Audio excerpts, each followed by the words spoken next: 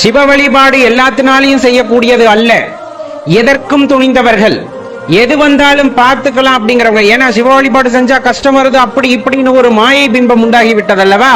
அதனால அது வந்தாலும் சரி பார்த்து கொள்ளலாம் என்ற மன எண்ணம் உடையவர்கள், மனோதிடம் உடையவர்கள் தான் சிவபக்திக்குள்ளே இறங்குகிறார்கள். அதனுள் இருக்கின்ற ஆழமான அன்பை ருசிக்கிறார்கள்.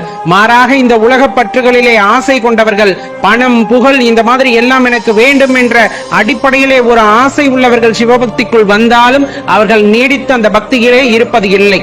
மனோதிடம் இருக்க வேண்டும். சிவபெருமானை பிடித்துக் கொண்டால் எல்லாம் அவர் பார்த்துக் கொள்வார் என்ற நம்பிக்கை யாருக்கு இருக்கிறதோ அவரால் தான் சிவபக்தியை தொடர்ந்து செய்ய முடியும்.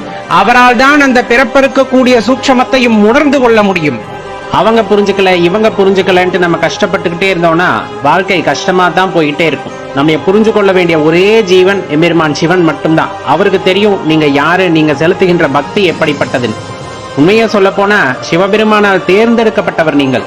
மற்றவங்க என்ன தேர்ந்தெடுக்கல, அவங்க என்ன நிராகரிக்கிறாங்க, இந்த மாதிரி ஏக்கங்களோ இந்த மாதிரி எண்ணங்களோ மனதில் வரவே கூடாது. இறைவன் உங்களை தேர்ந்தெடுத்திருக்கிறார் என்றால் நீங்கள் ஒரு அற்புதமான பிறப்பாகத்தான்